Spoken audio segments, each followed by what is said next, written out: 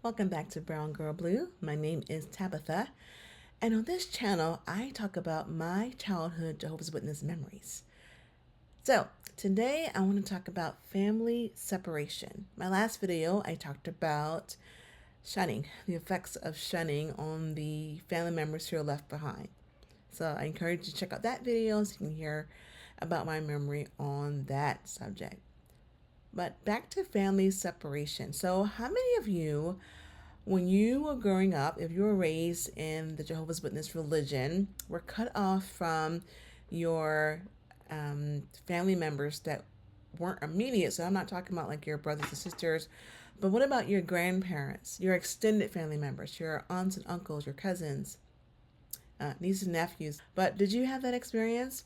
So, I totally did. So my mom and my dad, they became witnesses.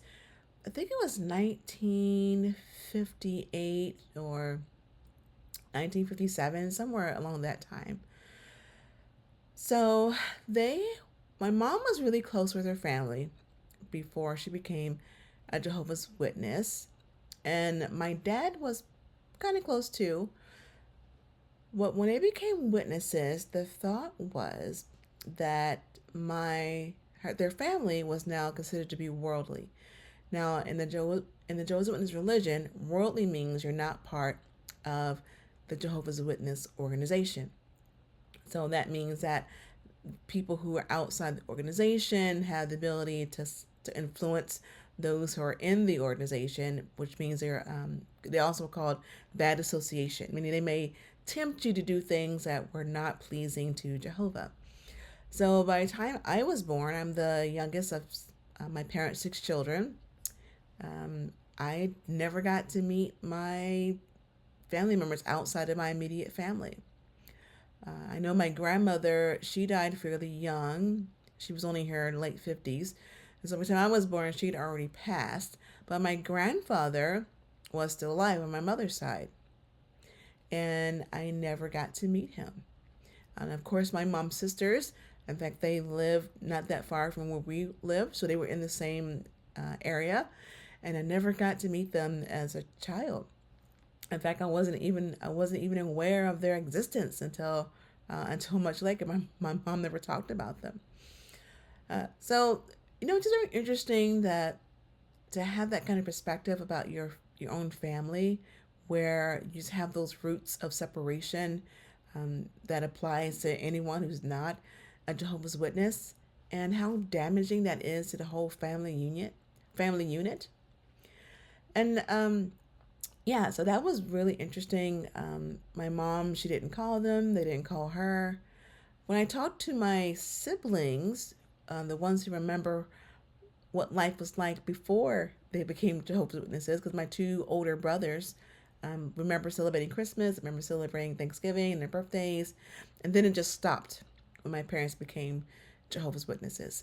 And when I talked to my mom about why did you become a Jehovah's Witness, like what was the attraction about that religion? And she told me because they were always short on money, because my dad wasn't great with the finances. My mom was like most women at that time.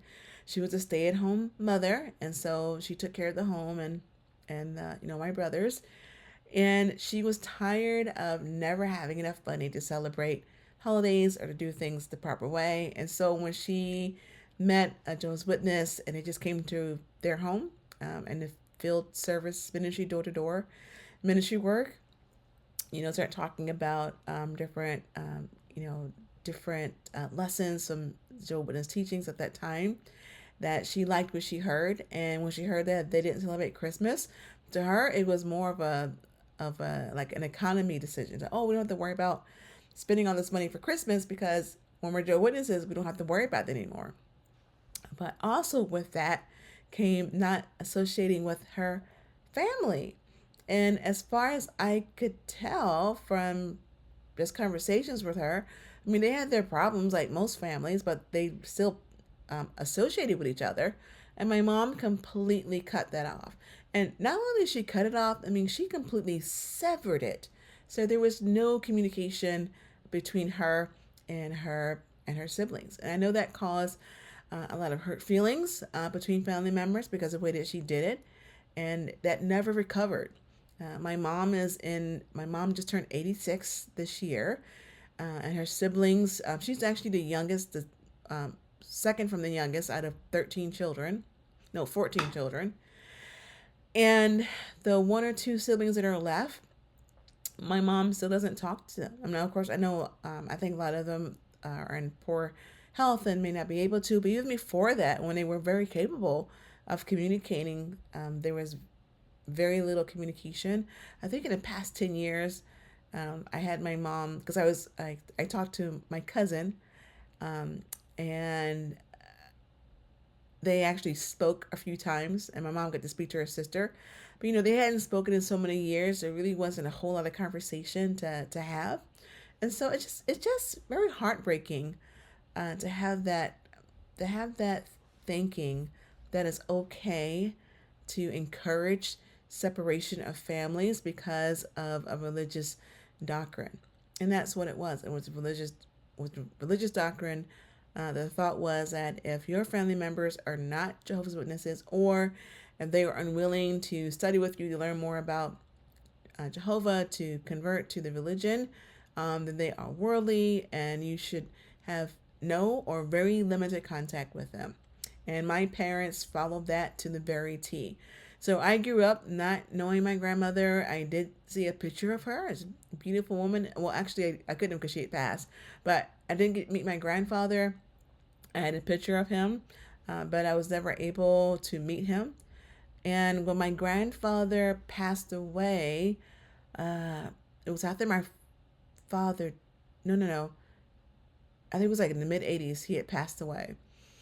And I remember my mom, when she got word that her father had passed, and she wept because it had been decades since the last time she spoke to her own dad.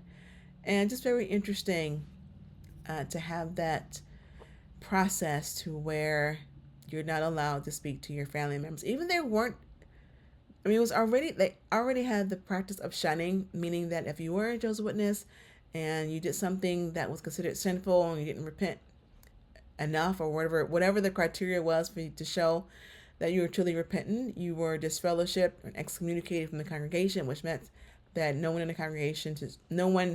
in the Jehovah's Witness religion could associate with you or definitely not speak to you. That's one thing. That's one part of it.